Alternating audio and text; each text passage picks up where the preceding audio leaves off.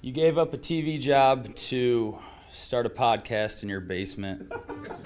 If that doesn't scream midlife crisis, I don't know what does. It was Championship Sunday here in Indianapolis. What's the mindset then coming in as a defending champion? I want to win. No, I want to win. The young lady over my shoulder, Caitlin Clark. Not the best looking guy. And I don't think anyone's going to sit here and say, Matt Randazzo was really good looking. What has this last month, 2 months, 3 months been like for you? It's an important fan base for the Fighting Illini, is it not? It is. He turned 69 years young last week. He looked good, Coach. Oh, try it. Thank you. Welcome to Off the Air with Matt Randazzo on a Friday here in the Quad Cities. Friday, February 27th, TGIF. We've officially made it to the end of the work week. The weekend is upon us. We'll get you to the weekend. A couple hours right here, 10 a.m. right here on Off the Air with Matt Randazzo. Thank you guys so much for joining us. However you're taking in the show, we greatly appreciate it. If you're watching us live on YouTube, we appreciate that. Make sure you're subscribing. Up over 1,500 subscribers. We're thrilled about that. We're going to keep that rocking and rolling. So if you have subscribed, thank you. If you have not subscribed, what are you doing with your life? Like, I think it's time to figure things out and subscribe, tell a friend, 2 or 10 about what we're doing each and every weekday, 10 o'clock in the morning, right here and Off the Air with Matt Randazzo. We're also live on X. X has been very, very good to us. So if you're watching us on X, we appreciate that. Make sure you are interactive. We always talk about that when it comes to the YouTube chat we have going on right now. We also have the X chat as well. We can chat on X as well. So make sure you stay interactive with us on the show as well. We're up on all the podcasting platforms as well.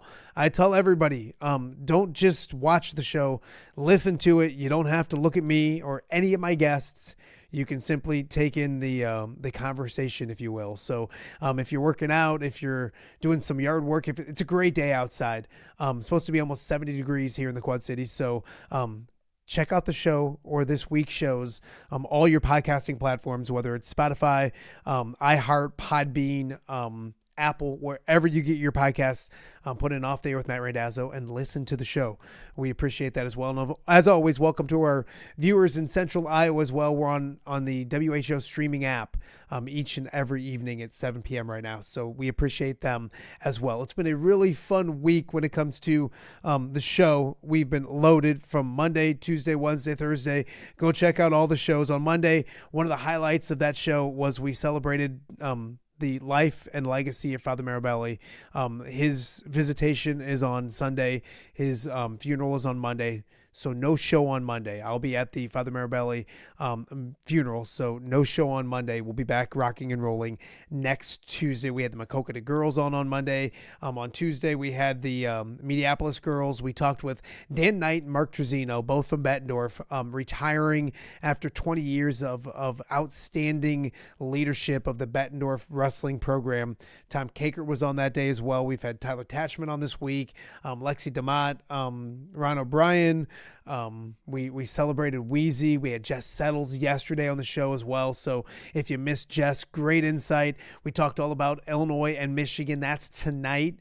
A huge game in Champaign. We'll talk more about that in today's show, but go check out Jess yesterday as well. So it's been a great week. We got more to get to today. Coming up in a little bit, in a matter of moments, Kyle Huesmann, he started our week. We might as well finish our week with Kyle because it was a great night at Carver Hawkeye Arena. Two really good women's basketball teams, Iowa and Illinois, going down to the wire.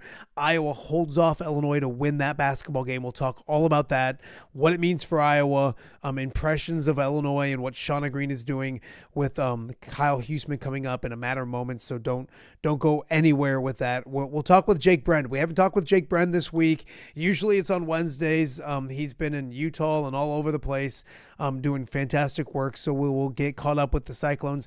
Huge game for them tomorrow against Texas Tech. And then they go big Monday against Arizona. So we'll kind of preview that and much more when it comes to Cyclone athletics with Jake Brend in just a little bit. And then also, it's a huge night of high school basketball. Almost said football. High school basketball when it comes to regional championships. A busy night in Iowa as well. The guys in Iowa, North Scott, Bettendorf, one of the best games of the night over there.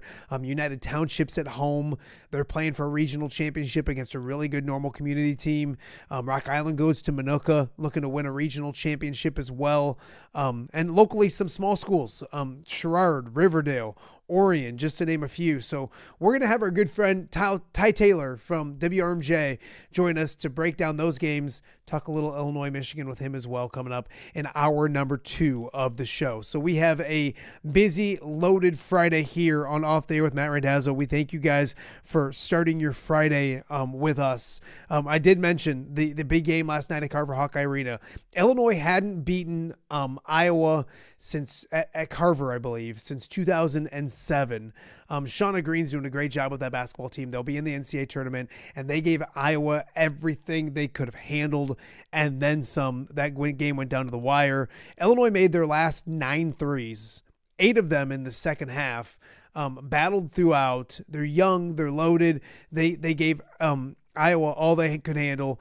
Ava Hayden, 28 points in just 23 minutes, still battling some illness. She was amazing. Hannah Stolke continues to do everything for that basketball team. Journey Houston is as efficient as a basketball player there is in college basketball. She makes the most of every minute she gets. 19 minutes, 9 points, 8 rebounds, some big shots late in that game. She was great, and it was Iowa holding on to win that one as well. So as I mentioned, Kyle Huesmann coming up in just literally a matter of moments to talk to us about that as well. A couple other notes: the NFL Combine is rocking and rolling, guys. If you're wondering about how Iowa players are doing, Big Ten players in general, Scott Docterman's at the Combine. He's doing an amazing job. We're gonna try to get Doc on the show next week, but Doc is killing it. Make sure you're following him. I'm sure you are. But if you're not, do that because he's doing a great job. Rumors and rumblings. NFL free agency starts March 9th. So basically March 8th, I think, is when everything really starts going. But that's when things get interesting. So Combine right now, NFL free agency, so many rumors and rumblings. The Bears are going to trade everybody, all these kind of things, and trade for everybody. And then the draft comes in April, so we'll start locking and getting ready for all of those kind of things coming up on the show in the next couple weeks as well. The women's NCAA or Big Ten tournament tips off next week. It should be loaded. It should be a ton of fun. And it'll have Iowa as a 2 or a 3 seed. Let's talk Hawks and a great night at Carver Hawkeye Arena with our guest right now. So let's talk all about an outstanding women's basketball game at Carver Hawkeye Arena last night I think we started the week with Kyle Huesmann. We have to end the week with Kyle Huesmann. Kyle joins us right now and Off the Air with Matt Randazzo. It was a late night at Carver, but it was an entertaining night at Carver, wasn't it, Kyle? Yeah, I thought that was probably the best game of the season, not in terms of how Iowa played, but for best game from start to finish in terms of the excitement level. Was talking with Dargan Southard. He works with the Des Moines Register before the game, and he was saying, Iowa hasn't really played any down to the wire games this year. And last year it felt like they played a bunch of them, and they seemingly lost all of them last year. But they had a lot of games that came down to the final possession. And sure enough, we talked about it last night before the game, and then it comes basically down to the final possession. So, like I said, I thought that was the most exciting game of the season last year. And it was a good one to have right before March rolls around with the Big Ten tournament and the NCAA tournament. Absolutely. It was a really high level game between, I think, 2 really good teams. I know Illinois' record isn't as shiny as Iowa's, but they're an NCAA tournament team, and Shauna Green, biased here in the Quad Cities, Clinton native, I think she's doing a fantastic job. A young team. I expected a battle simply because I have a ton of respect for what Illinois is doing, and it's that game after a Michigan game that everybody's talking about how good you are. I guess we start every time we chat with the headline. From the Iowa's perspective, what's the headline that you take out of last night's game? Yeah, I don't know if I have a headline about, obviously Ava Hayden put up a career high 28 points in 23 minutes, which probably could be your headline. But I think, the point that I was just making was that this is going to be a huge, just a game to have as an experience before, they get into March and play a game that's going to be like this probably at some point. You look at, Jan loves to say that they're younger than they are older, which is true. You've got Hannah Stolke, you've got, Kylie Feuerbach that have been in moments like this, but, has Ava Hayden really been in a moment like that game last night? She didn't play a ton last season. Even in their some of their close games, and you start talking about some of the, Layla Hayes and Addie Deal, and, Chit Chat probably played in some close games at Georgia Tech, but not in that environment that there was last night, and like there will be in the NCAA tournament when Iowa hosts.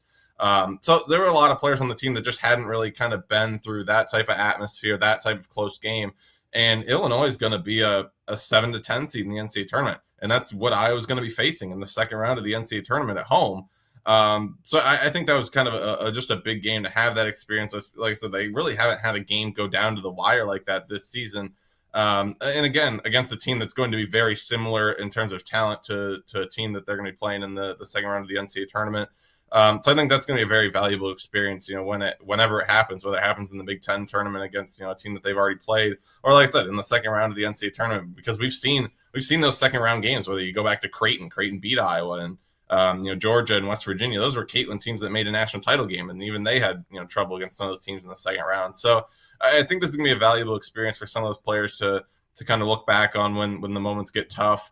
Not just like the down to the wire part of it, but early in the fourth quarter when Illinois hits a couple of big shots and they're down 6, and they feel like they can't get any stops on the defensive end, and being able to fight through some of that and find a way to win. I think those are going to be valuable experiences that they'll be able to draw upon once they get into one of those, whether it's in the Big Ten tournament or NCAA tournament, or even further along than the second round. Maybe it happens in the Sweet 16 or something like that. I think this is going to be a really valuable game to go back to and kind of maybe not remember, but kind of, like I said, draw upon, what their experiences were in a game like that. No, absolutely. Kyle Huesmann joining us on Off the Air with Matt Randazzo. Kyle, you look at it too. I think I had one of my kids say to me, Dad, how does Iowa hold a Michigan team to 44 points? And then the defense was, I think he said non-existent last night, which I thought was an astute point from my son. I was like, hey, way to reference a game from before. But it was a different feel, different vibe. And you have to credit sometimes the other team. Illinois made 9 straight threes in the second half, I believe it was. Was it concerning Iowa defense? Was it tip your cap because Illinois was just shooting lights out? Where do you find where this game was played maybe in the, point total wise? And is it a concern for Iowa or tip your cap to Illinois? Yeah, no, I don't think it's a concern for Iowa just because we've seen them play really good defense. Obviously, the Michigan game was their best defensive game this season, so I don't think it's a concern because we've seen them do it in certain games. Illinois did a really good job of getting downhill into the paint and scoring some paint buckets early in the game, and Iowa got off to a great start. We got up 10-0, and they were forcing a lot of tough shots early. Illinois was able to drive probably a little bit better than a little bit easier than Jan would have hoped for against their defense. And certainly they have a lineup that's pretty unique with Destiny Jackson, who is a guard that doesn't really shoot the three that much. A lot of her scoring comes off the dribble, getting into the paint, things like that. And then, she racks up a lot of her assists by, like I said, driving into the paint and then being able to kick out to shooters or, dump off to whoever. And then they have, 2 really good forwards with Sarai Parchment at the kind of the center position at 6'3", and then Barry Wallace, who's 6'1" at the forward position. And they both can shoot the three, and they can take you off the dribble from the perimeter. So it's a lineup that Iowa, I don't think, has really faced a lineup like that this season, with 2 forwards that can shoot and dribble and ball handle and things like that. So it's just kind of a unique matchup for them to go up against. And then at times, Illinois is bringing Vasconcelos off the bench, who's 6'7", and all of a sudden Taylor Stremmel is playing the 3, and she's guarding Barry Wallace, who's 3 or 4 inches taller than her.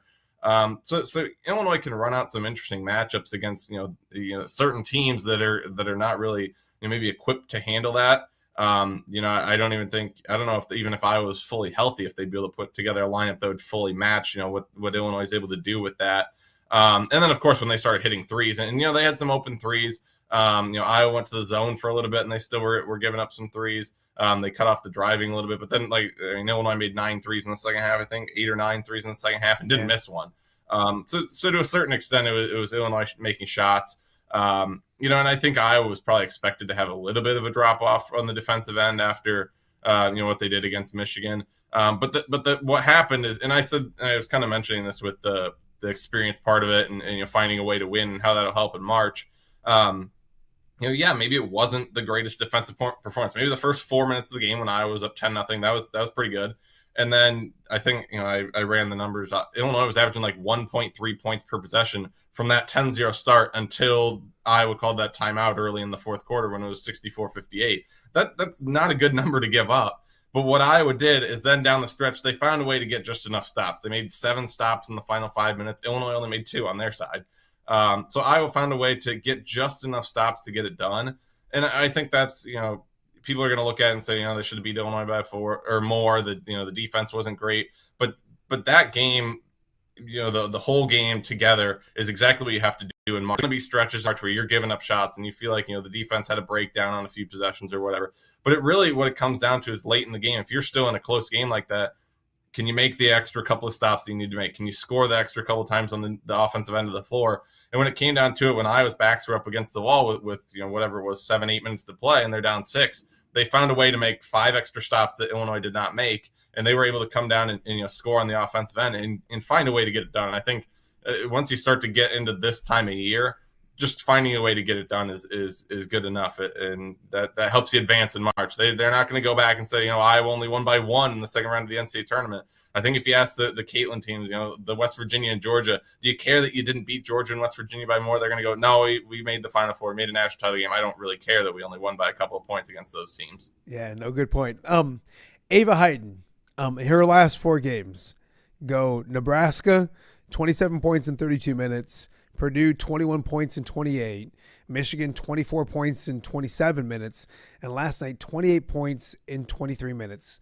Kyle, we knew coming into the season, everyone expected Ava to make a jump the way she played towards the end of last year, going into her sophomore season, and we saw it right away. Everyone was like, wow, Ava's really good.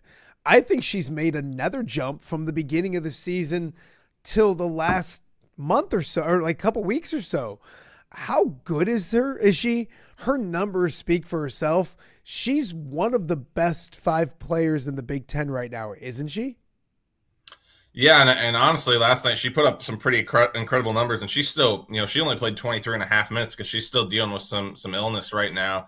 I think some of that is why they were kind of taking her out in some moments. She did pick up 2 offensive fouls there in the first half, and that got her on the bench for a little bit. But even in the second half, they were being really strategic with when they were subbing her in and out. I know fans were upset, confused, some of those things about why she was on the bench. And I thought Iowa was playing well enough with her on the bench. They had Journey Houston at times and putting Hannah at the 5, and that seemed to work pretty well. But yeah, they gave her some extra rest last night because of, the illness that she's still going through. And 28 points in 23 and a half minutes is pretty incredible. I mean, that's on pace for 45, 50 points over 40 minutes. So that's pretty impressive against a team like Illinois. But Ava still found a way down the stretch to be a big part of it, just like she was against the Michigan game. In the fourth quarter, had 12 points. It was huge in that kind of stretch when Iowa was trailing and trying to come back. She had a couple of baskets. It was 64-58. She had 2 baskets, and Journey Houston had 1 to cut it to 66-64. Then she had a pair of free throws and another basket to cut it to 69-68. And then had that layup late, the big one, the pick and roll with Hannah Stolke to kind of ice the game with under a minute to play. So even though she was sick and had some a little bit extra rest at times, she came up big down the stretch. And like I said, I thought Journey Houston was really good in the time that she played. Finished with 9 points and 8 rebounds. So she held really well when she was in there for when Ava was out. But yeah, I mean, the way Ava's played over the last 4 games is, she's averaging 25 a game. And they haven't played slouches. I mean, Nebraska's a pretty solid team. Illinois is a really good team. Michigan is, we talked about them being second or third best in the Big Ten. So the teams that she's done it against has been impressive. She's been really efficient. 13 of 18 last night. It was 2 of 2 at the free throw line. I think I said this the other day. I said the level that she's playing at right now, as long as she stays out of foul trouble, which she finished the game with 3 fouls last night. Like I said, she got 2 in the first half, which caused her a few minutes probably on the bench. But when she stays out of foul trouble and she plays like she has recently, that's the type of player that helps elevate this team to an Elite 8 level. And the type of player that, I know we're getting into March and we don't want to look into the future because there's, like I said, this team can still make Sweet 16 Elite 8. But the type of player she is right now is starting to give you your thoughts of potential All-American next year. Yeah, no, absolutely. She's playing at the highest of high levels. Kyle, you look at it, and Kylie Feuerbach, 2 of 6, I think, from the field. Nothing crazy. Did knock down a couple threes, played 32 minutes, and then there she is at the end of the game making the biggest defensive play of the game, per usual. First and foremost, I've had Illini fans reach out to me. I've seen on social media, foul, no foul, foul that you don't call that time. I mean, I thought it was a foul. I mean, I thought it was a great. She didn't square up and set a screen, and she shouldered into her. Your thoughts on the call? And then obviously it's Kylie laying on the ground. I mean, she makes big plays defensively all the time. Yeah, and I thought it was a foul. I mean, I don't know if those people were disagreeing with you or just asking your opinion. If they were disagreeing, I think they should rewatch it a I couple of think the times. big one is you don't call that at that time of the game, and I'm like, Yeah, it goes. It's the same thing with like the UConn Iowa, the Final Four game, that illegal screen. I mean, Destiny Jackson's trying to run a dribble handoff, and she basically just shoulders right into Kylie. She's never said at any point. You can get away with some of that, on a dribble handoff at times, but she basically just tried to, without slowing down, tried to just kind of shoulder away into Kylie. If you haven't watched the replay, she smoked Kylie with that screen. The best is they've gotten a few. Kyle have gotten a few. What a flop! That was an Academy Award for flop. No, that was a hard hit. You were there. That was. Yeah, I thought that was a pretty easy call, and I thought there were some bad calls both ways last night. I thought they missed about every single charge call. I don't think they got a single one right all night. But I thought that was the right call. Like I said, tried to run a dribble handoff. You have to be more under control than that. She really shouldered right in, and I think at times I'm the type of person that says, all right, like let's let it go. But that wasn't one of those. I thought there were some other calls late in the game that maybe they could have let go, but that wasn't one of them. But yeah, I mean, that kind of goes back to, I'm not an expert on ball screen defense, but I think Jan would probably tell you that there are other players, other defenders in the Big Ten that wouldn't have played that ball screen perfectly correctly or whatever. And, maybe that call doesn't happen. But Kylie was right in there, right on, I think it was Aaliyah Guyton that was going to get the basketball. She was right there in her pocket, following her around that screen. And, if you're a couple steps behind, maybe that dribble handoff doesn't affect you that much. And maybe they're able to get around it and, finish out that possession. But yeah, Kylie did a good job in that moment to be there in that spot to make the play. And like I said, I thought it was the right call. No, absolutely. Kyle Huesmann joining us right now. Kyle, it's my weekly Journey Houston appreciation, and you mentioned her moment. She's so efficient, and she made big plays. She made big plays late in the game. She gets 19 minutes a game, and she's not going to play 30 minutes a game right now. I guess your thoughts a little more on what she did last night. 9 points, 9 rebounds, big plays, calm, cool, collective, all that kind of stuff. And then also, like, in a big picture, and this isn't a negative towards a lot of people or anybody, but I don't think a lot of us thought she was going to get this much of an opportunity this season. She's Iowa's best freshman, and I don't want to say best. She's probably the best, but most productive freshman this season. I don't think anybody would have thought that coming into the season. So a little more on last night, and then big picture wise, I mean, we talked about Illinois being young, and Jan talks about Iowa being young. She's right. I mean, Houston is going to have a fantastic future in Iowa City. Yeah, and I thought, what's kind of sad, and this hasn't been, last night wasn't the first time I've noticed this, but, Journey was playing. Again, we just talked about, this being a close down to the wire game, and there are players on this team that haven't been in that environment, talking about 15,000 people there, down to the wire game, that type of feeling before. Journey Houston has not been in that environment before, and she looked like she'd been in it 10, 15 times. I mean, there was at no point where she looked, out of place with, she's flustered in this environment, in this moment, a freshman that's just kind of hasn't really been in the spot. Those are tough mid-range jump shots to make when you haven't ever been in those situations with those type of stakes and that type of atmosphere, when got to have that shot because, Illinois is scoring on every possession and, whatever. So I thought that was huge to hit a couple of those mid-range jump shots late in the game, and just her poise in those moments to not, force a pass or have a turnover or something like that, or miss that shot, to hit that shot when it's there and it's open. And she's really made some strides throughout the season, because I think early in the year we were talking a lot about, she came in, she had 6, 7, 8 rebounds, whatever, but it'd be like 2 points. And, maybe there'd be a couple of assists in there, but she's really come along with being comfortable with shooting that mid-range jump shot. And, I don't know that I want to say Foley has offset it, but I think, we haven't talked about Emily Rodriguez in a long time, but I think Journey Houston has done a really good job of offsetting that loss. Because you go back to the 6th game of the season, the last time that Emily Rodriguez played, we probably weren't, if you would have told us, after 6 games, Emily Rodriguez is not playing again, we'd been like, that's going to be a pretty sizable loss. But Journey Houston has been able to fill that role by coming along quicker than we expected and getting really comfortable with that mid-range jump shot. And does she do the exact same things as Emily Rodriguez? No, she rebounds better than Emily Rodriguez. She doesn't maybe dribble drive from the perimeter and obviously doesn't really shoot the three right now, which is something that once she adds that into her game at the collegiate level, because I know she shot it well at Davenport North. Once Journey adds that to her game, she's going to be a really good. She can play the three, can play the four. But I think even though their games are different, I think Journey Houston has done a really good job of offsetting the loss of Emily Rodriguez to where I don't think we noticed that much of a loss in that spot right now. It'd be nice to have Emily Rodriguez as another depth piece, but I think it's been really nice to have Journey come along and really not have that be a noticeable hole in the lineup. And like I said, going forward in her career, the next thing for her is going to be she's hit the mid range now. She can dribble drive a little bit from the mid range if she's there, and then she can obviously score in the paint. I think the next thing is, like I said, she was a good 3-point shooter. It wasn't 40% Davenport North on like 10 made threes or something like that. I think she made 30 or 35 of them as a senior. Once she adds that into her game, you're really going to be talking about someone that can kind of do everything in terms of make the three, dribble drive, shoot the mid range, score at the basket, rebound at a high level. And that's going to be the next step for her, is really getting comfortable with that 3-pointer.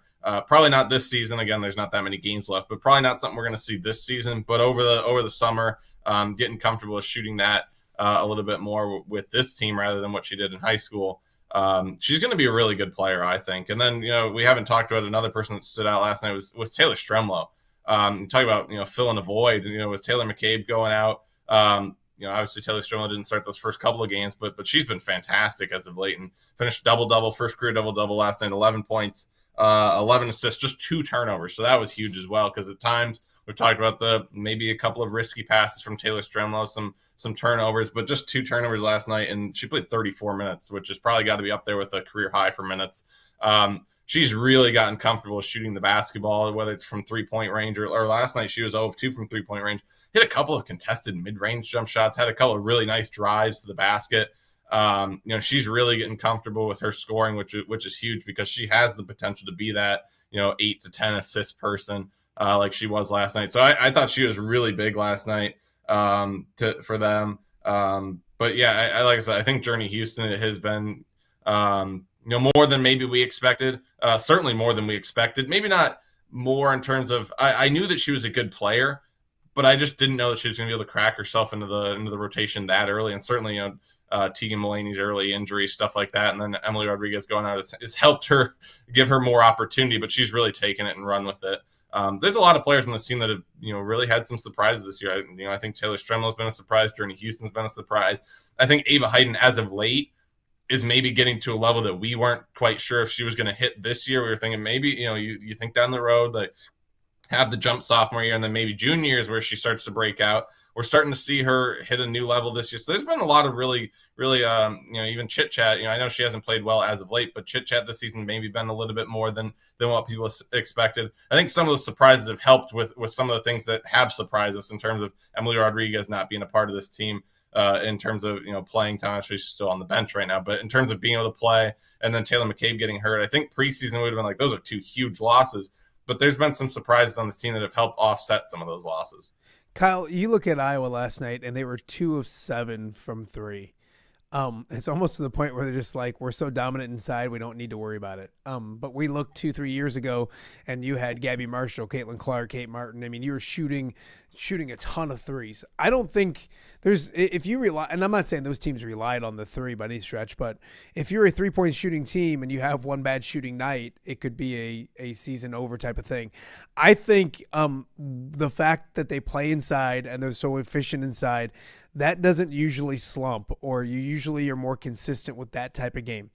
I guess my long question is, where are they at shooting the 3? Obviously, Taylor McCabe was that 3-point shooter they had. Addie Deal can make them. Obviously, Chit Chat can as well. But are they just kind of saying, screw it, we're just going to pound people inside. We're good inside, and we're going to win basketball games inside? Yeah, I think if Ava Hayden continues to play at that level and Hannah Stolke continues to be what she's been, I think that certainly makes it possible. I don't think they want to try their luck that many times in the NCAA tournament with only making 2 threes. Kylie Feuerbach was big last night. She was the one to make both of them. It was 2 of 4. Taylor Stremlo this season's been right around 40%. I think she's actually above 40% right now. Was 0 of 2 last night. So you'd like her to be able to hit a couple or 1 or 2 in a game. The person they really need to get going is Chit Chat. Over the last few games, she's really struggled shooting it. And Jan mentioned that they're really struggling with her with cramping issues. They're trying to figure out a way to kind of get through some of that. I don't know if it's maybe not necessarily cramping in terms of have to come out of the game type of thing, but just kind of losing her legs at different points in the game. And maybe some of that's contributed to her shooting woes over the last few games, but they got to figure something out with her. It's been fine over the last few games because they've won. They beat Purdue when she was not very good. They beat Michigan when she wasn't very good shooting it. They beat Illinois last night, and she was 0 of 4. Did go 4 of 4 at the free throw line, which was huge, and finished with 5 assists, just 2 turnovers in 36 minutes. So good, turnover numbers for her as well. But they need to get her going from a scoring perspective again, because there's going to be, again, I know there's not many games left, so it's hard to say that this exactly is going to happen. But there's going to be a game where, or even a stretch of a game in March here, whether it's Big Ten tournament or NCAA tournament, where someone's in foul trouble. Maybe Hannah gets in foul trouble, or maybe Ava gets in foul trouble. Maybe Journey Houston isn't hitting on one night, or maybe Taylor Stremlo isn't hitting on one night. They're going to need Chit Chat to get back to being the scorer that she was earlier in the year. And then you look at the other flip side of it, the night where everybody is hitting and then Chit Chat's hitting as well. They have a chance to really be really good at that point. So it's been fine, over the last few games because they've been able to get it done. But I think as you head into the Big Ten tournament, you head into the NCAA tournament, they need to get her going, because there's going to be a moment, stretch during a game here in March that they're going to need her to be the player that she's been throughout this season. And I think it's coming. I think Chit Chat's too good of a player to end the season playing like this. Again, like there's still enough games that it would be kind of shocking if she went the rest of the season playing like this. But they just need to get her going. Maybe it's Wisconsin here to close out the regular season. Maybe she finds something at the Big Ten tournament. But before the NCAA tournament, they need to get her going a little bit. Kyle, if I would have told you that Amelie Rodriguez wasn't going to play after Game 6 and Taylor McCabe was going to be lost to a season-ending injury and Chit Chat's been hurt, Hannah's been banged up, all those kind of things, and you knew the expectations of Iowa coming into the season, and I would have told you that they're 23-5 and they're 13-3 in the conference, you would have said to me, "Wow, Coach Jensen's player or Coach of the Year." And you tweet things that I always think, and you mentioned it yesterday, I believe, on X that, I don't know how she's not in the conversation or something along those lines. Who's the Coach of the Year in the Big Ten, and why is it not Jan Jensen? Yeah, I think I said there should be strong consideration. I don't know that it's tough because I've had a couple of people give their thoughts, and I asked a few people last night. I'm not generally a fan of giving it to the, Corey Close being, they were preseason picked to win the Big Ten. They were preseason like number 3 in the country. They're number 2 now. I get that they're going to go undefeated. They're going to beat USC on Sunday. I still think they're probably going to win the Big Ten tournament. And obviously they do the awards before the Big Ten tournament. So I forget that. But yeah, I know people probably didn't expect them to go 18-0 and be as dominant as they've been in the Big Ten. I'm not a big fan of giving it to the preseason team that was picked number 1 and picked to win the conference and whatever, and then they do it. That's just kind of what we expect. Maybe they were a little bit more dominant than we expected, but I don't like giving it to that type of coaching performance. I like to give it to the coach that has overachieved maybe, and the team that was picked lower in the conference and surprised. I think there's a couple of coaches that fit that. The 2 that fit it the most would be Jan Jensen and then Dawn Plitzwhite at Minnesota. I could be convinced that Dawn Plitzwhite could win it because I know it's been a while since Minnesota's made the NCAA tournament. It's been a while since they finished as high as they're going to finish here in the Big Ten standings. So I could be convinced that it could be her. But Jan certainly, Iowa was, I believe, picked 5th in the preseason Big Ten poll. Assuming that they don't, lose for the first time in almost 20 years against Wisconsin, they're going to finish 2nd in the Big Ten. They're going to be 24-5. They're going to be 15-3 in Big Ten play. Those are 2 records that nobody would have expected this year. So I think it has to be strong consideration for Jan. I could see why people would pick Corey Close, just because of how dominant UCLA has been. But if it was Jan or Dawn Plitzwhite, either way, I think that would be the right answer to me. Just because I like to pick the coach that, not that I have a vote. No one ever asked me to vote on things. But if I had a vote, I generally would skew more towards a coach that has overachieved rather than than one that even if UCLA has been more dominant than we expected, they were still predicted to win the Big Ten. So I would lean towards Don Plitzweit or Jan Jensen. But I don't think there's a wrong answer between those two. And as you mentioned, like overachieving, also overcoming.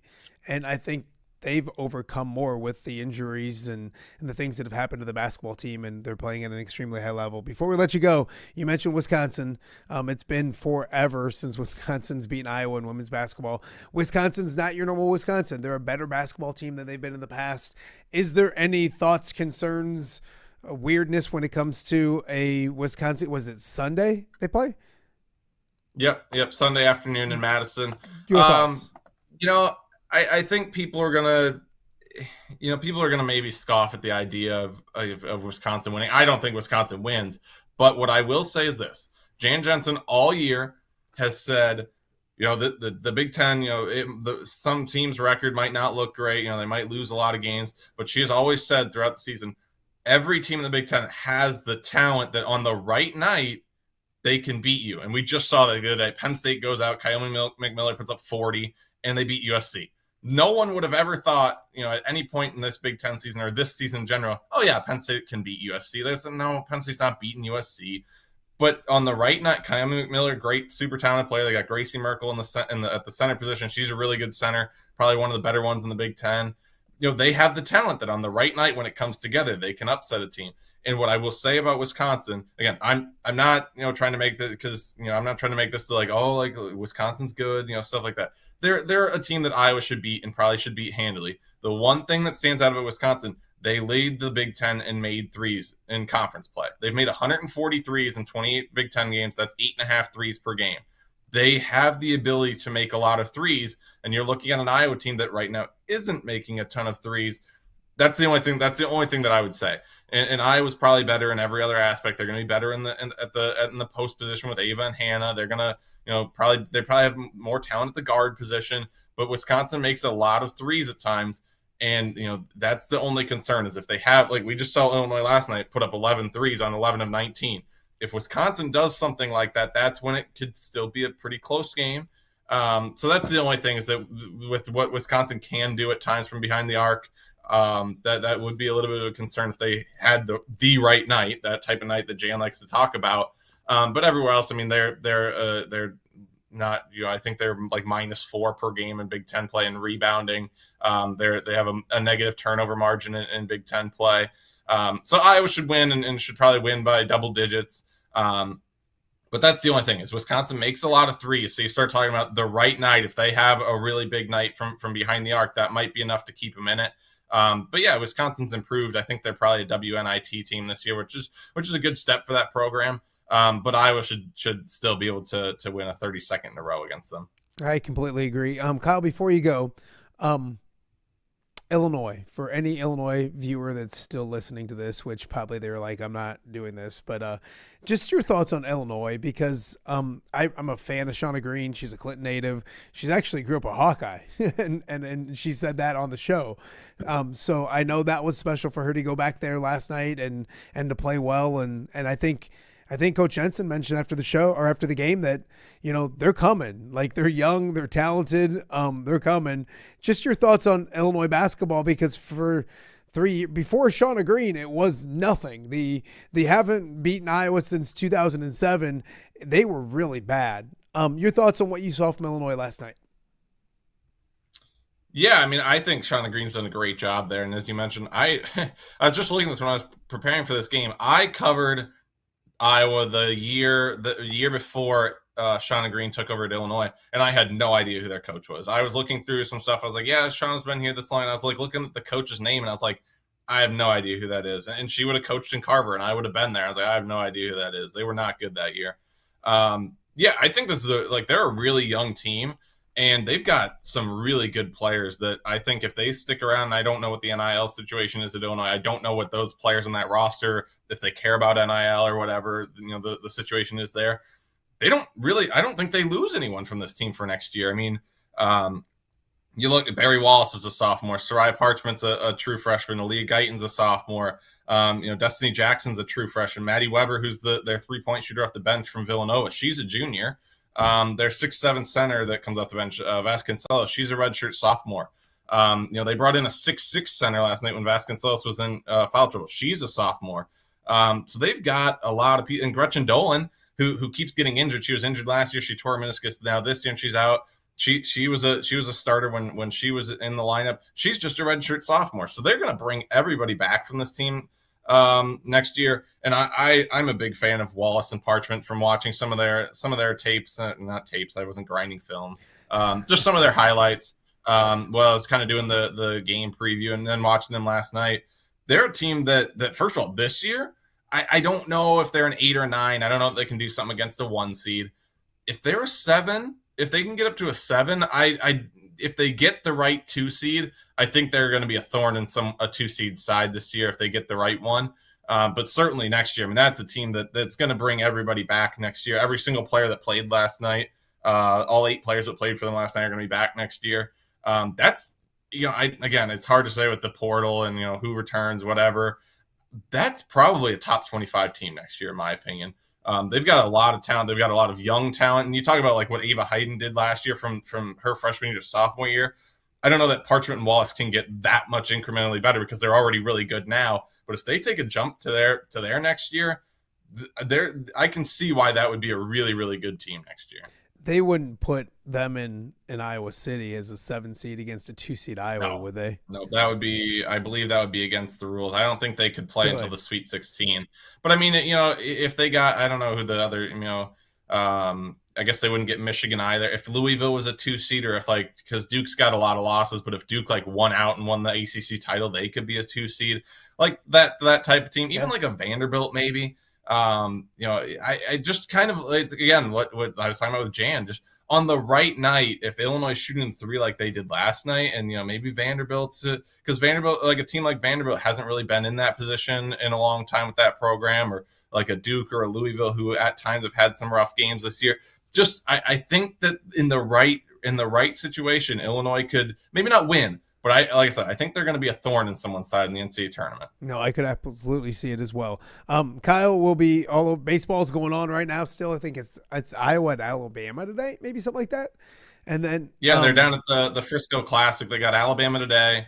They got Houston tomorrow, and then they have I'm just blanking on who they play on Sunday. Oregon State on Sunday. So they've got a big weekend. Those are 2 or 3 really good teams, Alabama and Oregon State. Or Oregon State's ranked 19th. Alabama is obviously SEC team. They're going to be a regional team, and then Houston's been a little bit of a surprise early in the year. So it's going to be a good weekend for them down there. So you got a busy weekend of baseball. You got Iowa basketball on Wednesday, and then by the way, the women's Big Ten tournament starts next week as well. That's in Indianapolis. Yes. So Iowa's going to be on Friday because they've got the double bye. I think they're going to be Friday evening. Okay. Assuming they beat Wisconsin, I think it's 6:30, 5:30 on Friday. But yeah, the tournament kicks off on Wednesday, and people want to keep an eye on that because there's going to be a game on Wednesday that's probably going to include like a Washington or a USC that if they win that game will play a Michigan State or an Ohio State or Maryland that will then play Iowa. Obviously, when the bracket kind of gets stretched out like that, you got to keep an eye on a couple of those games because they will maybe matter to Iowa throughout the tournament. So that starts on Wednesday, but Iowa will be on Friday for that. And then the next. Once we hit the Big Ten tournament, it just goes so fast. It's like Big Ten tournament, NCAA tournament. You're off. You're going everywhere. We'll be at home for the regional with Iowa City. But then if they make the Sweet 16, it goes really quickly here over the next couple of weeks. It should be a ton of fun. Of course, Kyle has it covered for you on the Hawkeye Report. Be well, my friend. Don't get too busy. All those kind of things. We'll catch up again real soon. Thanks, buddy. Yeah, thanks for having me on. That is Kyle Huesmann from the Hawkeye Report. Talking about a great game last night, a really high-level basketball game between Iowa and Illinois, and a lot to come. Great time of year. March is here, Sunday? So ready or not, here we go. We got much more to get to. We did not get caught up with Jake Brend this week. We will do that and talk some Cyclones. They've got a big game on Saturday, a big Monday showdown in Arizona coming up. So Jake Brend and much more. You're watching OTA on a Friday right here in the Quad Cities. All right, be honest. Are you craving Hungry Hobo again? You know, that fresh sliced meat piled high on those amazing sandwiches, hot off the grill chicken and steak, with all those delicious toppings, the biggest and best selection of baked potatoes, or simply some waffle fries dipped in cheese. Well, now that Quad City favorite is even easier to get. Download the Hungry Hobo app today. Order ahead, skip the line, and earn rewards all at the same time. There's Double Points Monday and exclusive specials as well. With 12 locations in the Quad City area, it's Hungry Hobo. Now even easier to find, but still hard to resist. Rafferty Funeral Home, dedicated to serving families in the Quad Cities since 2007. Hi, welcome. Yeah, come on in. An experienced staff plans each service to reflect the unique life and legacy of your loved one. Rafferty Funeral Home is proud to serve our community with dignity, respect, and compassion, helping you to celebrate your traditions and lasting memories no matter your faith, culture, or budget. Rafferty Funeral Home in Moline. Call today to discuss prearrangements.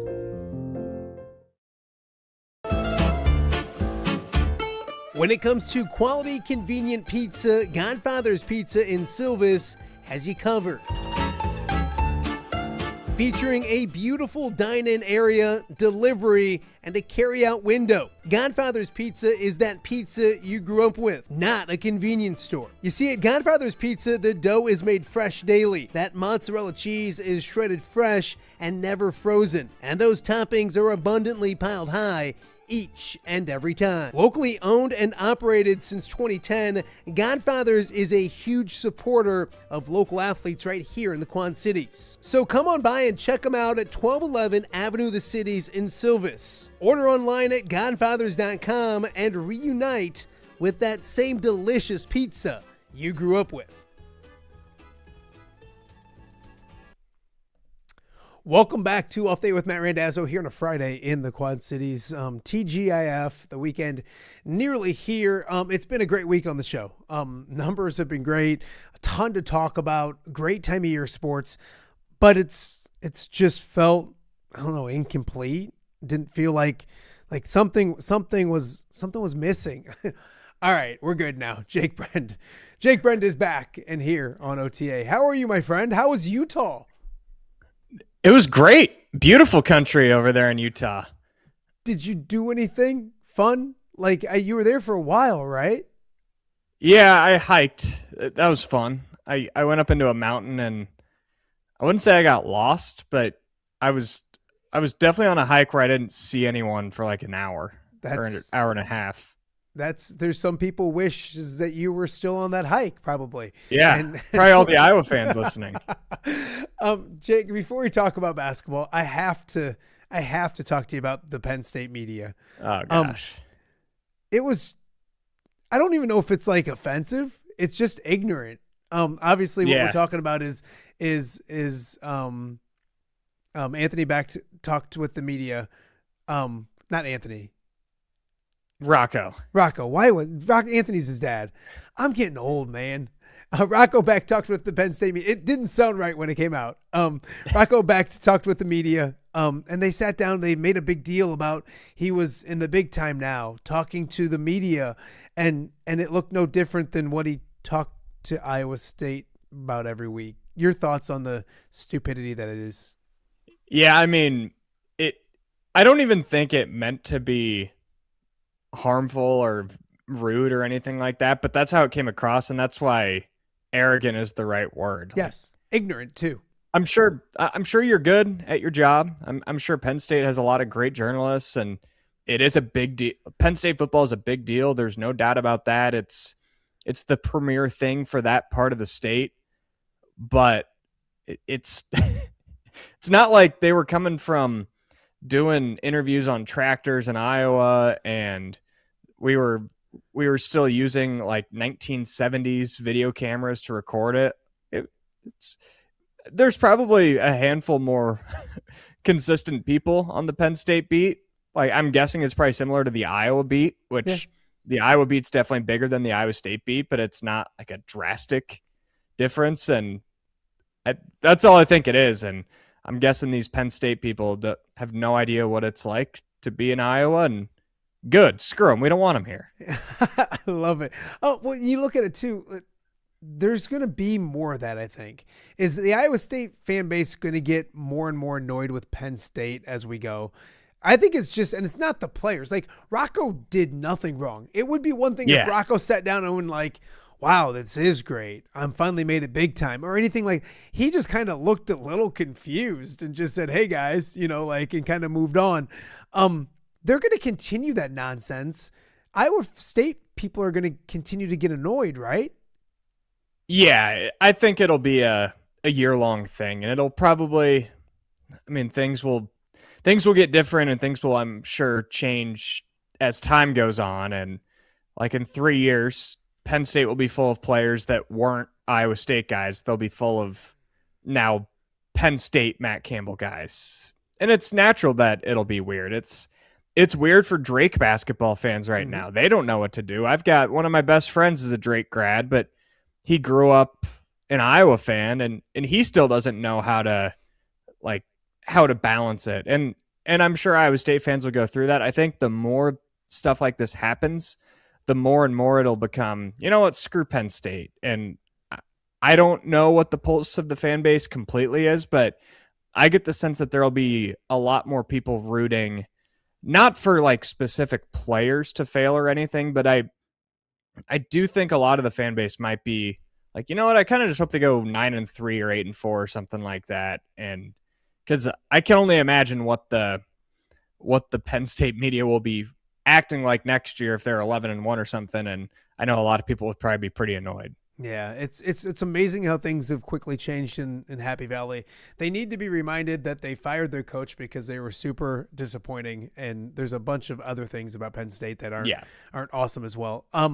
I do, and one of those confused people, Joey Danya, I talked to him the other day, and he's like, he's a Drake guy, went to Drake, and he's like, I'm so confused because I like watching what Ben's doing at Iowa, but I'm mad that it's not happening at Drake, and Drake's not having a good season. So yes, there's confusing feelings when it comes to fandom all the time. And this is one of them right now, I think, with Iowa State and Penn State. All right, let's get to basketball. I want to. It's huge coming up. This next 2 games are awesome, but we got to just touch base on Utah. Obviously, BYU game disappointing. Kind of saw it coming with the fact that they had won 2 great games and it was a great atmosphere for them, and then they took care of business against Utah like you expected them to do.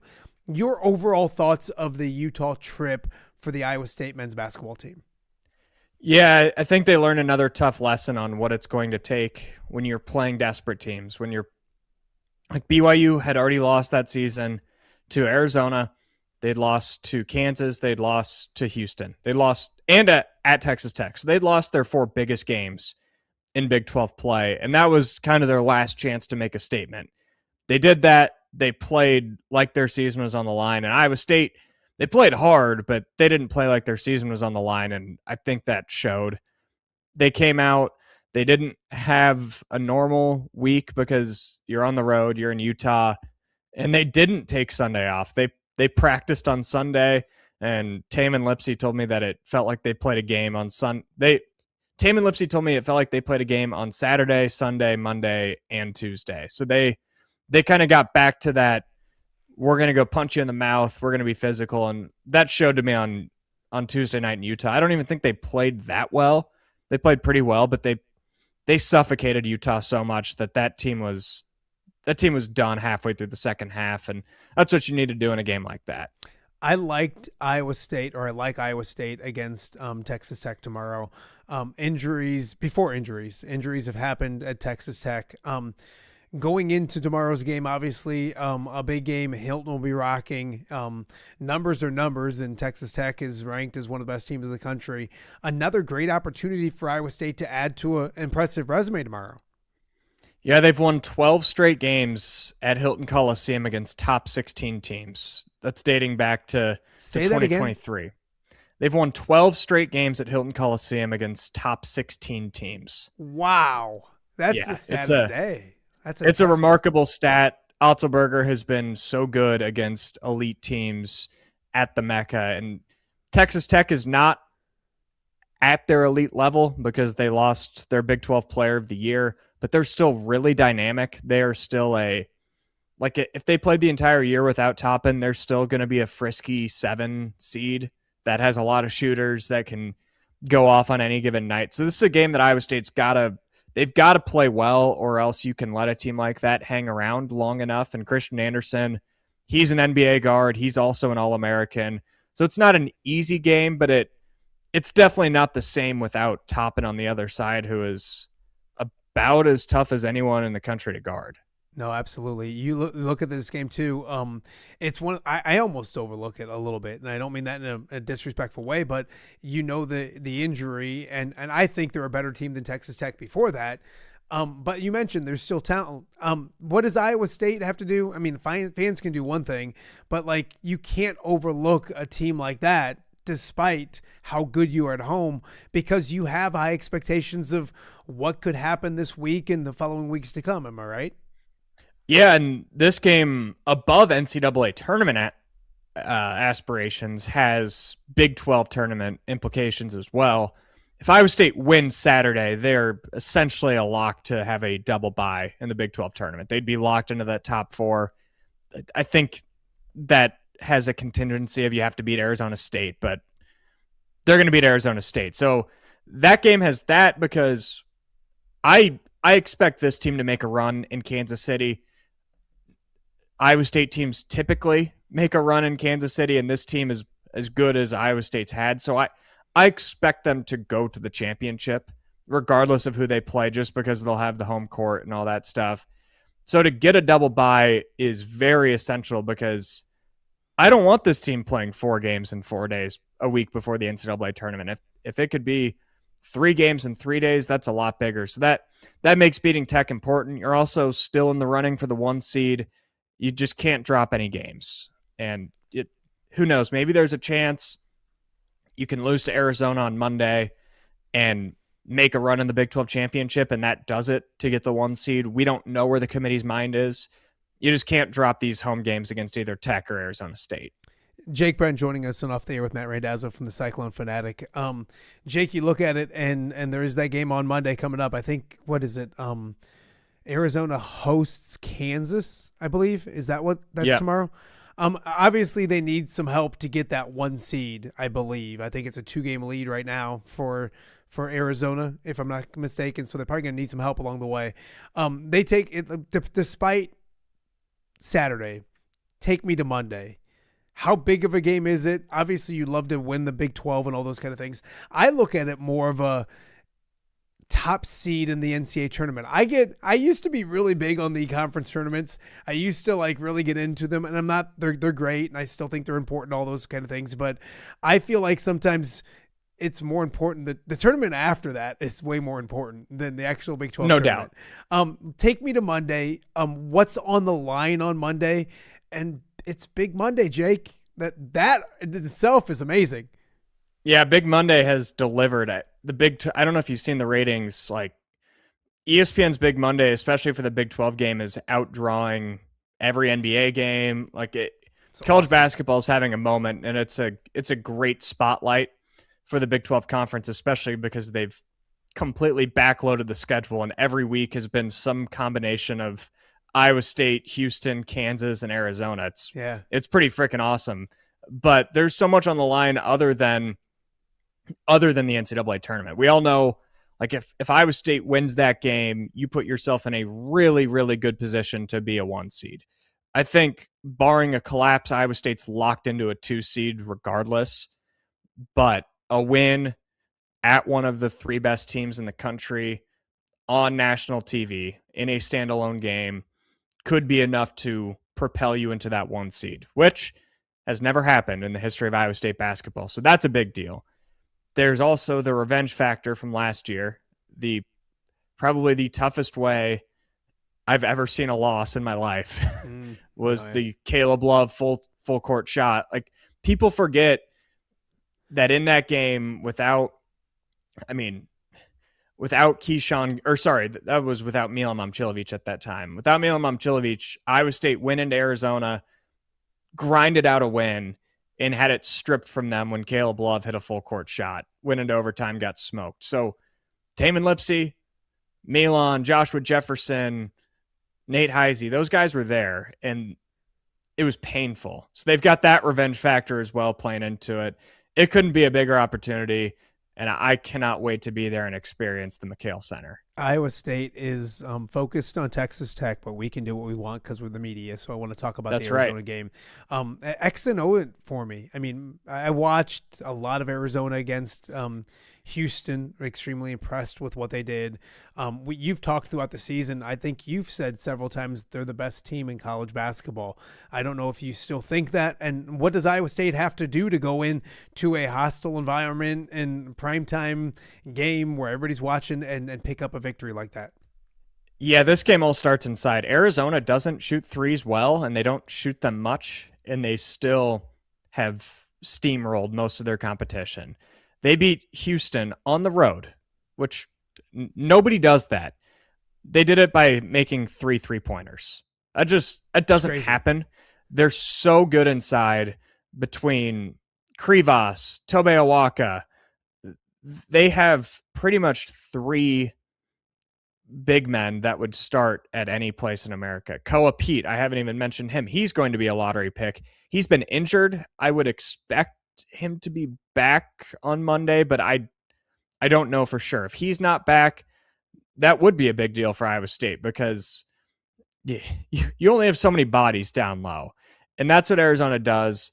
They rebound, they're physical, their guards are physical, their guards finish through contact like nobody else in the country between Jaden Bradley and Braden Burries, who's another great freshman. They're just complete. They do everything well, I guess, other than shoot the 3, but they're capable. It's not like they're not playing 1970s basketball, but they're not shooting 25 threes a game. And that's where the problem lies, is every team has a standard deviation. Sometimes teams that don't shoot a lot of threes are going to make 9. And if you catch Arizona on a day where they make 9, nobody's going to beat them. So that's kind of what you have to avoid is avoid, especially Del Orso, who is maybe the streakiest player in America. Avoid him from going 5 of 9 from 3, and you might have a shot down the stretch. Jake Brend joining us on Off the Air with Matt Randazzo. I talked about it a second ago that the NCAA tournament to me is and not just to me, to everybody, is the important one. I think next week, like when it comes to the Big 12 tournament, not next week, but the week after, that Big 12 tournament, I think the Big 12 wants to get out of the Big 12. Like, I think they're tired of beating up on each other. The coaching is good, all those kind of things. I believe the same thing in the Big 10. Like, I believe both those conferences are going to do extremely well in the NCAA tournament. When you look at the Big 12, the Big 10, you look at Iowa State in particular, where are you at? I mean, we always talk big picture ceiling. Well, big picture ceiling is here. It's 2 weeks away, 3 weeks away, whatever. What is your thoughts right now? You mentioned a possible 1 seed. They've never done that. Are they a Final Four team? This might be one of the best Iowa State teams and this is saying something, that we've seen in a while, but the rest of college basketball is so damn good too. Just your thoughts on yes, they might be playing great. The same thing with Illinois, same thing with a lot of these teams, but college basketball is at such a high level right now. What are your thoughts on what Iowa State could do the next month? Yeah, I mean, I think the ceiling is as high as possible. I think they can win a national championship. What would I put that percentage at? I don't know, 5%, not that high, but what's the percentage Michigan wins it all? 20? So that's the beauty of college basketball, is the best team doesn't always win. I think the best team probably wins more than people give the tournament credit for. But I absolutely think Iowa State's going to make the Elite Eight. That's my expectation for them. I will be disappointed if they don't make the Elite Eight.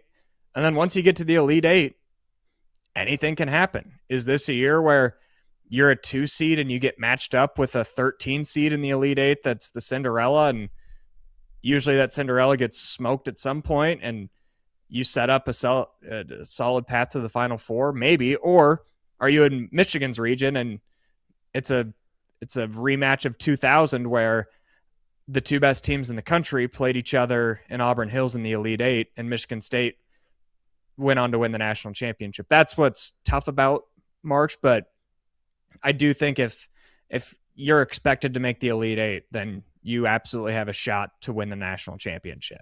I think Selection Sunday is going to be so different, a little different, because usually you're watching to see who gets in and like the Cinderellas. And I think people are going to dice. The draw that every team gets is going to be super important. Where you're at. Are you close to home?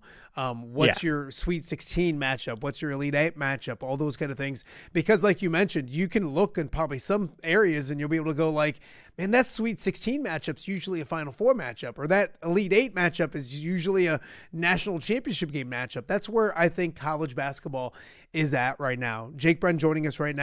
Before I let you go, really good game coming up tonight between Illinois and Michigan. You are an unbiased Big 12 Iowa State guy. You love college basketball. I think it's the game of the year in the Big Ten. I don't know if I can think of anything off the top of my head that's been, Michigan State's always really good, all those kind of things. Your thoughts on tonight's game between two teams that one's going to be a 1 seed, one's going to be a 2 seed. I doubt both can't be a 1 seed.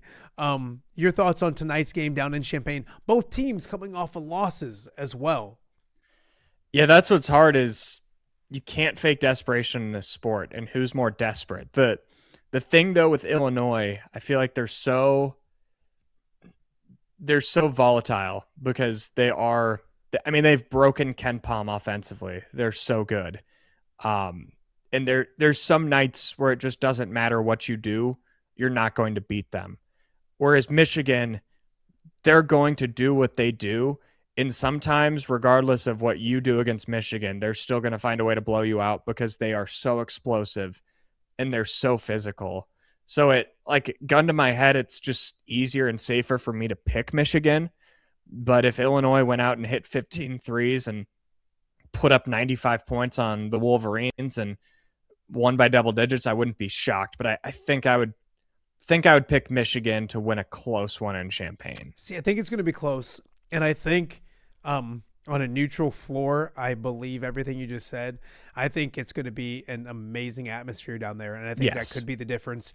I will say this. If you're an Iowa fan listening, you want Michigan to win tonight simply because you don't want Michigan coming off of 2 straight losses coming to Carver Hawkeye Arena. I believe, was Duke their last game?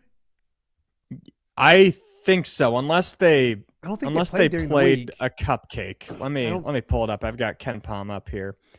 They beat Minnesota at home on Tuesday. Okay, so never. But they haven't had a big game since Duke. Yeah, no, absolutely. So I just feel like you don't want Michigan coming off a loss, coming to Carver Hawkeye, thinking you're going to pin 2 straight losses on arguably the best team in the country, one of the best teams in the country. So a great game tonight. Of course, tomorrow is it a 3:00 tip between Iowa State and Texas Tech? Yep, 3:00 on CBS. And then big Monday is Monday. And then, of course, one more game before we start talking about Big 12 tournament, NCAA tournaments, all those kind of things. It's going to be a crazy, crazy busy time for Jake Brend. Tell us about the Cyclone Fanatic, all the things that you're involved in right now. For people maybe watching on the eastern side of the state that, shame on you, don't know about the Cyclone Fanatic. I don't think that's a thing anymore. I think everyone knows about the Cyclone Fanatic. But yeah, you better know. Yeah, shame on you if you don't, but plug the stuff before we let you go. Yeah, when I go on the road, we do so much content because, great sponsors and great supporters are paying for us to go. So just cyclonefanatic.com, Cyclone Fanatic on YouTube is the absolute best spot. I'll be in Tucson Sunday, Monday. I'll be touring around a little bit, having all that content along with our normal game day coverage. So be sure to check that out at Cyclone Fanatic on YouTube, and we'll see what happens at the McHale Center. And of course, Saturday I can't have TJ finding out that I am just talking about Arizona more than Texas Tech. No, so. I feel bad too because it's a good game it just doesn't have the luster, but I think they take care of business. They're focused, all those kind of things as well. Jake, be well, travel safe, all those good things. We'll catch up soon.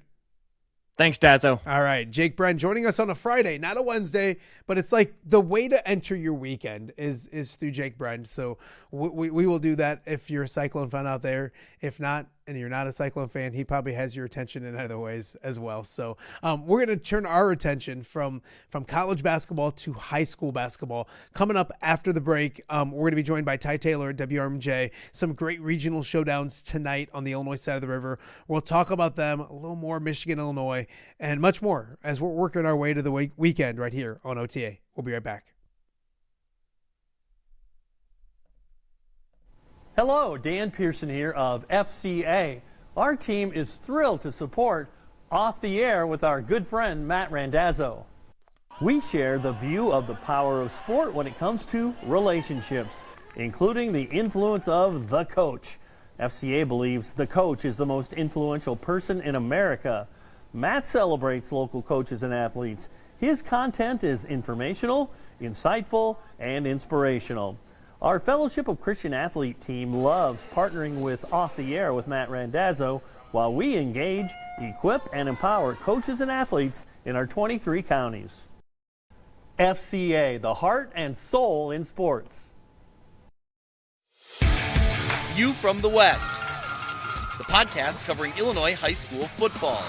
It's going to be a hard-hitting game. It's going to be great football. Weekly analysis and reaction from around the western side of the state of Illinois. This is the game we had circled when the year started. Follow along on YouTube and subscribe wherever you listen to podcasts. It's big-time football out there tonight, and I know we can play big-time football. View from the West. We got you covered.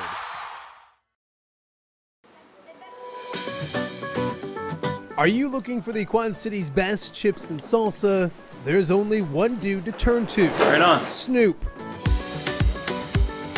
Hand-cut chips, fried fresh with that crunch you've come to love. And the most addicting salsa with delicious fresh ingredients each and every time. Pick up your chips and salsa, queso, enchiladas, and much more at the Stern Center in Rock Island. To place your order, simply call the man himself. It's Snoop at 309-314-8197 and find out for yourself what the rest of the Quad Cities already loves. Welcome back to Off the Air with Matt Randazzo here on a Friday in the Quad Cities. A ton of really good, important high school basketball on both sides of the river tonight. The Iowa side very busy as they continue down the postseason trail. One of the best games over there is North Scott and Bettendorf go head-to-head. In the Metro, United Township will host Normal Community, a very good Normal Community team, but United Township at home coming off that victory over Moline on Wednesday night. Rock Island is on the road. They're looking to continue and win a regional championship as well. And the smaller schools always very busy this time of year as well. And it's been since football season. The people have wanted him. The people have needed him. Ty Taylor from WRMJ joining us right now. Everyone is happy because you're back, my friend.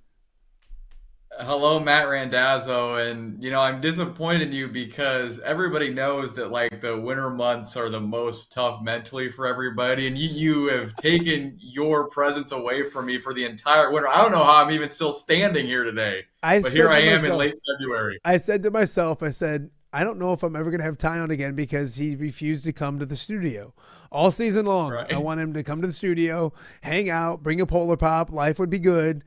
You never did. But no, in all honesty, it's been a crazy busy basketball season. And for yourself, it's different when it's football season. It's like Friday night, go recover on Saturday and then prepare through the week. Basketball season, are you every night almost?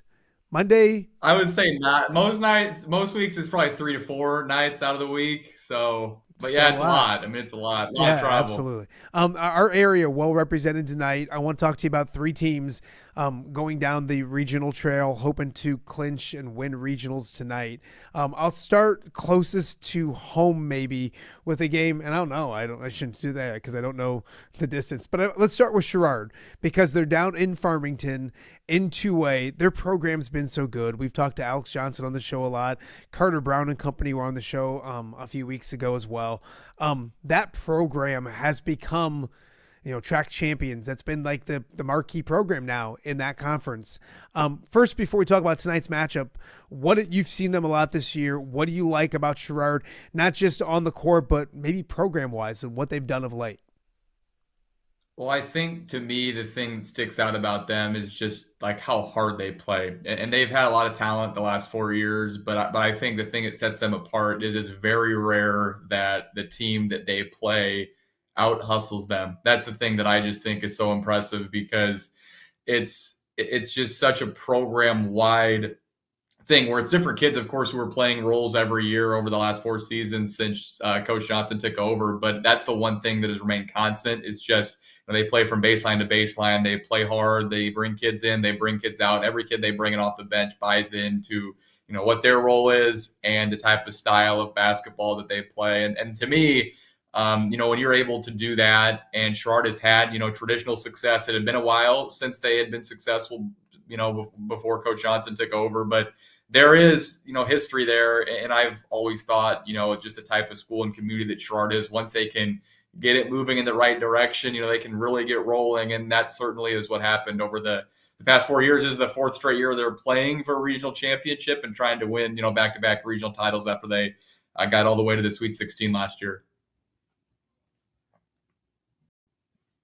A lot of kids to talk about on that team when it comes to their success. And in the last couple of years, they've had some really good players.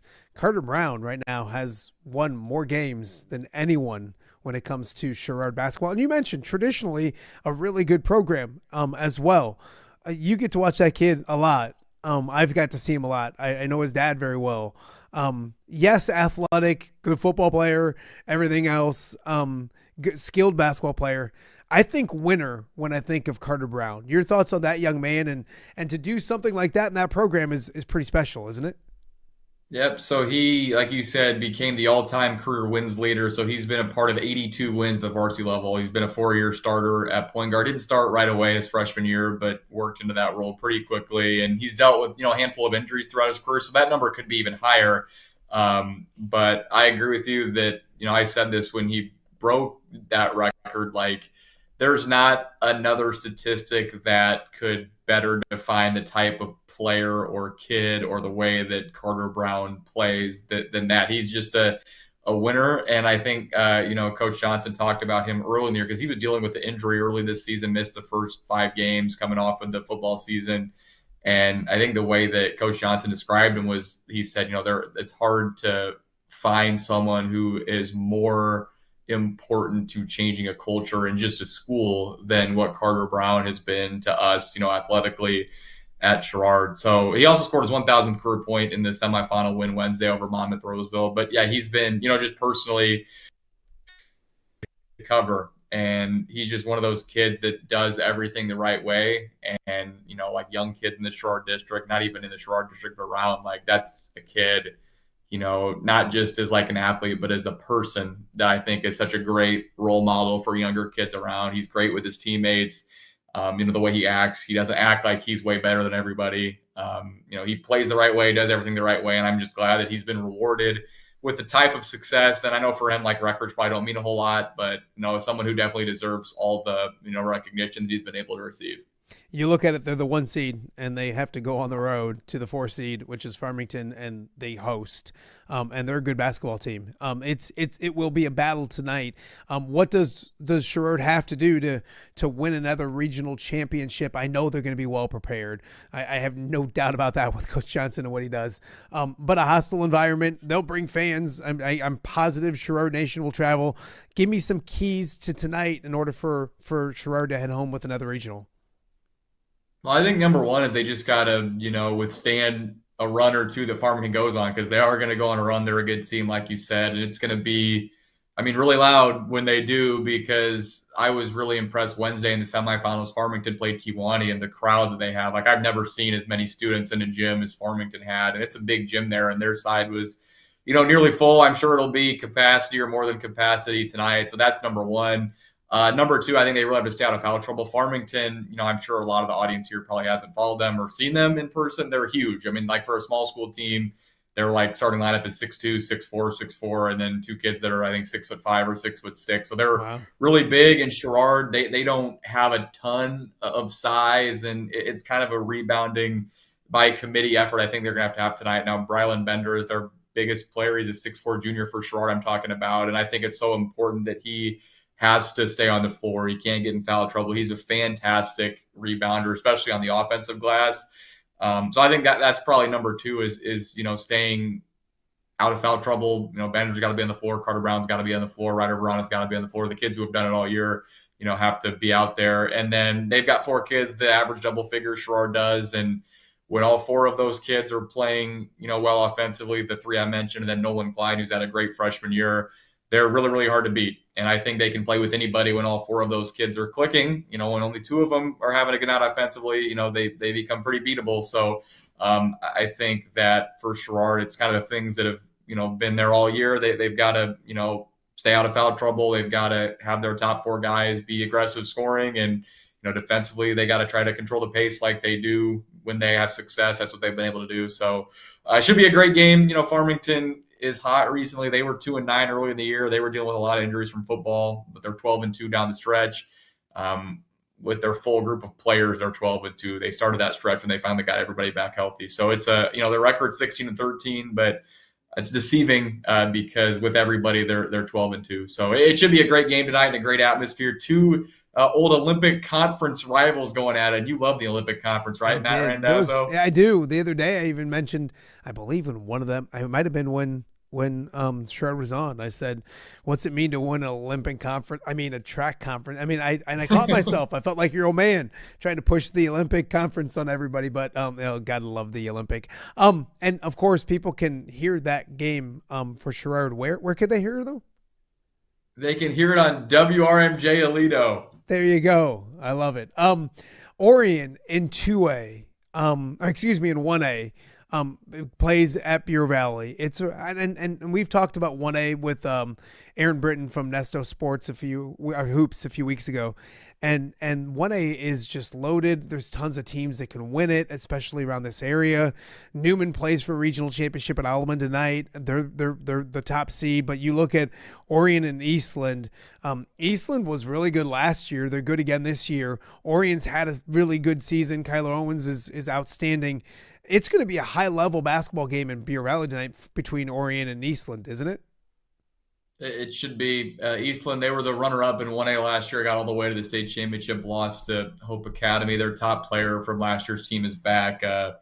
Parker Croman is his name. So both teams that I have their school's all-time career scoring leaders playing, Orion, Kyler Owens, and then Croman for Eastland is up over 2,000 career points for his career. I mean, they're just like a program that's had a lot of traditional success, Eastland is. And, I mean, when you make as deep of a postseason run as they did last year, getting all the way to the very last game, I mean, those kids have been in a lot of environments like this. They've played in a lot of games that have a magnitude of playing for a regional championship. Orion was in a regional final last year. They were in 2A last year, lost to Sherrard in that game. And it's an interesting matchup, I think, because when you look at Orion, last year when we saw that they were going to drop down below 300 with the enrollment, which meant they were going to be, a 1A team. I mean, I really thought, and I said this, that they had the chance to be a state finalist. And I still think that potential is there if they put it all together. But this season, they just haven't, I think, consistently put that type of championship level effort on the floor. Now they're 25-8, but, I don't know if they necessarily have a marquee win yet that they can really point to. Tonight is a chance to get one. And again, if they play their best, Orion, with as many, pieces as they have, especially on the offensive end, I truly believe they can beat anybody. I really do. But, they have to have a performance like that tonight. And Eastland, that they beat West Carroll, I think 46-33. That's kind of their style. They don't really play up and down the floor very much. Eastland does. They were the team that made the waves last year when they held the ball the entire first quarter in the second against Atonica. Orion loves to play up and down the floor. So I think, who controls the pace is going to be a big key in that game tonight. But it should be, a fantastic matchup. And Jim Taylor, proud Alleman High School grad, is broadcasting that game tonight for us online at WRMJ.com. Never heard of him, but I think he'll do good. Is he new? Is he new? He's old and bald. Oh, I know exactly who he is. Yeah. I hope he should do some tribute to Father Mirabelli before the show or something like that. He probably got. I think we were going to talk about that on the Sportsline tomorrow morning a little bit. Oh, that's awesome. That's fantastic. I'd love to hear that as well.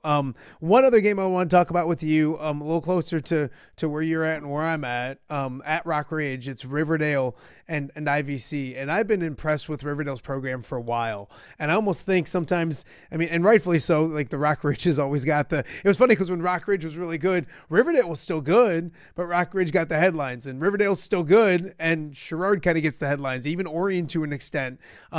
Riverdale's got some really good victories this season. They played really well in the track. They're battle tested. IVC is a very good basketball team as well. That game's at Rock Ridge. Your thoughts on Riverdale? I know you've seen them several times this season. Yeah, and I agree with what you said. Riverdale kind of has flown under the radar just because, like, maybe they haven't been the top team in the conference the last 5 years, but they've been, in the conference title race basically, every year the last 5 years. This is I think the fifth straight season they've been in a regional championship. They've won two of them. Two of the last three they've won regional titles and have a chance to do it again tonight. They're a talented team, especially offensively. They have, I think, really three top level scorers, in my opinion, that are pretty impressive players. But their top two guys are a sophomore named Colton Clark, and then Jackson Tegler is a junior who's a really good player. And their, starting lineup is, five kids who will all be back next year. They have, I think it's four juniors and a sophomore. Really, there's only one senior in their rotation that plays. Another sophomore plays a lot of minutes for them off the bench. So they should be really good again next year. And I think it's impressive what they've done this season because their top returner from last year, transferred to Rock Island, Eris Morgan, who's played a lot of minutes for Rock Island. So if you have a piece like that still on this team, they're really, really scary. But that's a big loss that, you thought you'd have coming back that you don't, and they've been able to navigate their way. I think 23-8 coming into tonight. They have a win over Sherrard. They beat Orion 2 out of 3 times this season.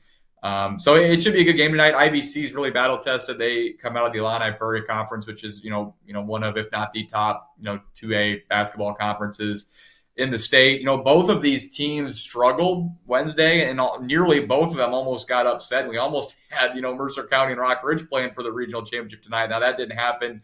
Riverdale trailed in the fourth quarter, but was able to pull away and beat Rock Ridge 58-47 Wednesday. IVC got down by 10 to Mercer County early, but used a 17-0 run to come back and win that game by 36-32. That game, though, was tied in the final minute of the game. So I don't think either team really put their best performance on the floor on Wednesday. But if both teams play their best, that'll be a pretty high-level game tonight at Rock Ridge. So I think it'll be very competitive and two teams that I think are pretty evenly matched, to be honest with you. I do have to mention Colton Clark is a great kid. I coached Colton back in the day, so his greatness is directly related. Do I want to take some of the credit? No, I don't want to take some of it. I want to take all of the credit. Like most of it, at least. Most 90%, if not 95%, should go to me for yelling at him several times when he was younger. Really good kid, great family out at Riverdale as well. Before I let you go, I know you're. And by the way, it's like Greg Armstrong knows that I'm talking to Ty Taylor right now because he's starting to text me. It's like a vibe that he got that he was like jealous or something, or probably right. Something along those lines. People are jealous when I'm talking to other people, so that's pretty normal. Perfect sense. Illinois tonight. I know you're a big Illini guy. I think it's the best game of the Big Ten season, and that's saying something because the Big Ten is absolutely loaded. Illinois, Michigan, or Illinois, I should say, coming off that loss. Michigan is one of the best teams in the country. Your thoughts and I hate the fact it's on a Friday night. Me too. I've said to my son, I said, hey, where do you want to go watch some high school basketball tonight? And he thought about he's like, well, maybe UT, maybe we just go over to Rock Ridge, all these places. I'm like, and then he's like, oh, it's Illinois, Michigan. I was like, oh, I don't know. So anyways, your thoughts on a really good game down in Champaign tonight? I agree. Should be a Saturday night game, in my opinion. Yes. But Friday night it is. It'll be a great game. The thing like watching Illinois this year that is so impressive is just the talent they have. I really think like of my lifetime. Now I was, 7 years old in 2005. So I remember that team. I wasn't old enough really to understand, I guess, the game of basketball as well as I think I do. Are you old enough yet? No, I'm not. That's what I was saying is no, I'm not really old enough yet either. But I just think like this is the most talented team that I've ever seen them have. And obviously I wasn't around like with their great teams in the 80s and the 90s and everything, but man, they have some really good players. Like their offensive rebounding ability is just, I mean, it feels like almost 50% of their misses, they get the ball back on the offensive glass. I think Michigan is the best team in the Big Ten. I think Michigan, I know they just lost to Duke, but I really think they're the best team in the country. I do. So it'll be a test for Illinois. That'll be a crazy atmosphere, though, tonight down in Champaign. But I think Illinois is a team that is a national title contender, too. I really do. If they play well, I mean, I think they could beat anybody. I think tonight's a toss-up game, especially with Illinois getting to play at home. But it's two national championship contenders tonight, I think, in my opinion, at least, in my uneducated and uninformed opinion. I'm no Kedrick Prince. So. That's true. I think both teams are coming off losses. And I don't see them losing. Like both teams, you're not going to lose two straight. You look at Illinois' losses, Ty, and they've lost to Wisconsin in overtime, Nebraska, and Michigan State in overtime, and then UCLA. And UConn's really good. Like, I mean, they don't have a bad loss anywhere near it. And even the losses against good teams are in overtime against really good basketball teams. I'm with you. I always worry about Illinois, as talented as they are. I always worry about them in March and March Madness about just matchups and getting a bad matchup in the NCAA tournament. I don't have that feeling this year. I feel like they're the bad matchup, if that makes any sense. Yeah. I feel like Keaton Wagler is outstanding, and we talked with Jess Settles yesterday about Big Ten Players of the Year and stuff, but he's really good, but he's surrounded by pros. I mean, literally some guys that have played professional basketball are around him.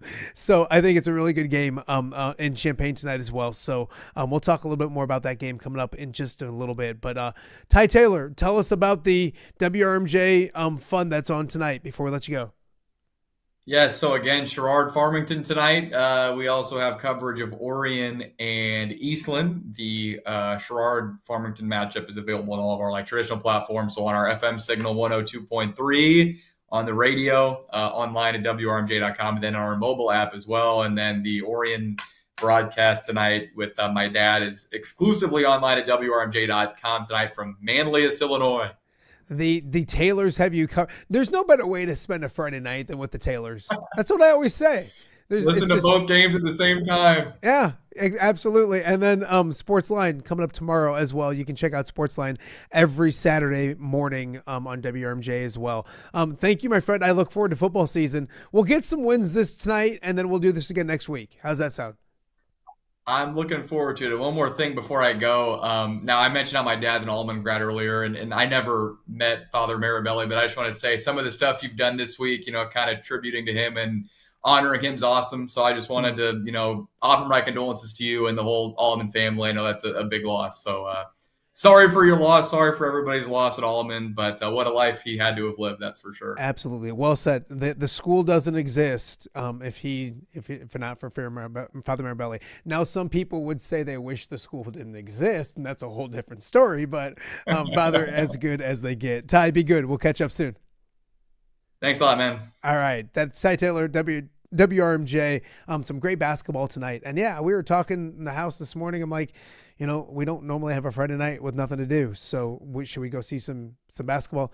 That Michigan-Illinois game is super good. So maybe we just hang out and eat cheese pizza like the good Catholics we are and watch some basketball. We got more to get to. You're watching OTA on a Friday. We'll be right back. Give me the keys. Learning to drive can be stressful for both the student and, yes, the parent as well.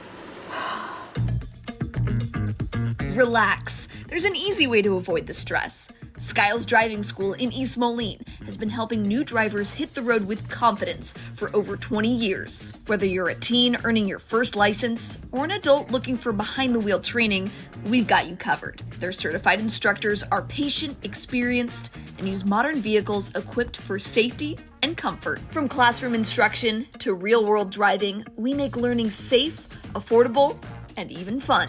Call 309-278-0098 or visit skylesdriving.com. Skiles Driving School.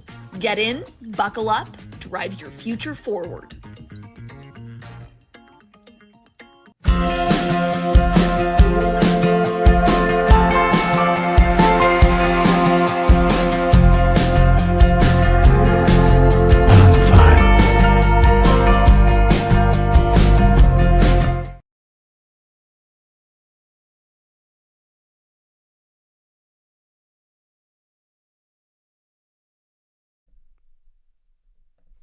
Welcome back to Update with Matt Randazzo here on a Friday in the Quad Cities. Friday, February 27th, just a couple days left in February, and then March will officially be here. The madness will continue. It won't begin because it's already underway, but the March Madness will continue coming up in just a few days. Before we let you go, we talked a lot about the Illinois-Michigan game tonight, a fantastic game down in Champaign. We'll cover that completely next week.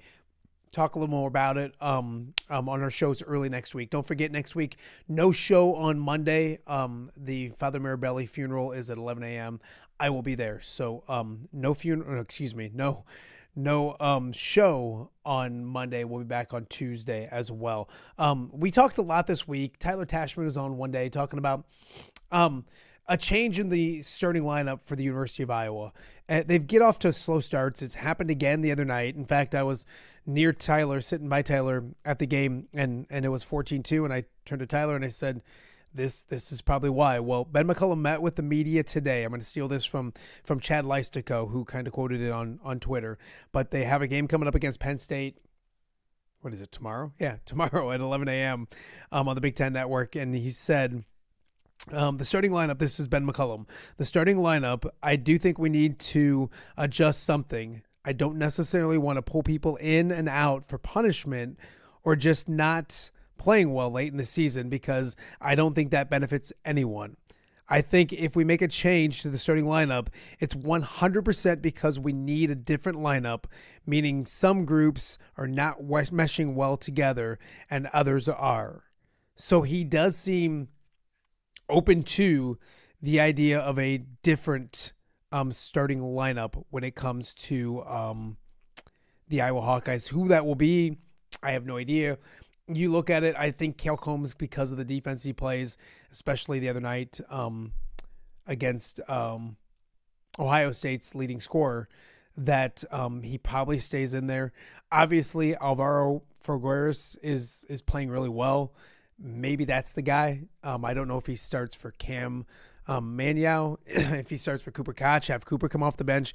Coop has been struggling shooting of late. He's 8 of 35 from 3 in the last 6 games. But that being said, I think when he turns it around, it's going to be very, very good for Iowa. And that's one of the things. You got guys not playing the best of their best basketball, and they're still winning games and all of those kind of things as well. So I just thought it was an interesting note when it comes to the Iowa starting lineup. Tate Sage has played good. Do you put him in the starting lineup? I think Ty Taylor on the show, or not Ty Taylor, Tyler Tashman on the show on Thursday, I think it was, said Wednesday, it was Wednesday, said, maybe Tate, Sage, and Fulgaris in the lineup. So anyways, something to keep an eye on as Iowa plays Penn State at Penn State, 11:30 a.m., noon out there, sleepy, quiet arena. Hopefully Iowa brings their own energy and takes care of business. A big week next week. They host Michigan, and then they go to Nebraska a week from Sunday to take on the Cornhuskers one more time. We mentioned Iowa State plays tomorrow against Texas Tech, and the big game tonight, it's Michigan and Illinois in Champaign. Should be a fantastic college basketball game. Good luck to all the high schools tonight around the area as they get ready for regional play as well. We mentioned the Iowa side, extremely busy. I know North Scott and Bettendorf, a big matchup for the boys over there as well. On the Illinois side of things, United Township, we had Andy Say on yesterday talking about their victory, United Township's victory over Moline. They now take on a very good Normal Community team coming up. So best of luck to them tonight. Moline is on the road at Minooka. Good luck to them as well. Also, a quick congratulations as well, because last night, girls' side of things, Galesburg season did come to an end. We've really enjoyed them. An amazing season. They lost to Washington in the sectional championship game down there. But better news in 1A as Weathersfield moves on. They beat Newman, so Weathersfield is heading to the Super Sectionals with a 60-55 victory. We'll talk more about the Flying Geese coming up on the show next week as well. And I did want to check one other thing before we take off for the day. It was Riverdale's great season coming to an end. Byron, really, really good. But we had Jay Hatch on talking about Father Marabelli and Riverdale as well. So best of luck to Weathersfield next week for the ladies as well. Also 3 teams on the Iowa side from this area. Mediapolis, Macokota, and Central DeWitt will take the hardwood at state next week. It's a fun week next week. Can't wait to fill it up with a bunch of good shows, and we'll have a lot to talk to, that's for sure, or talk about, that's for sure, right here on OTA. Guys, have a great weekend. Thanks so much for watching. Spend the weekend watching the shows that you missed, and we'll see you back here again next Tuesday, taking Monday off next Tuesday right here on OTA.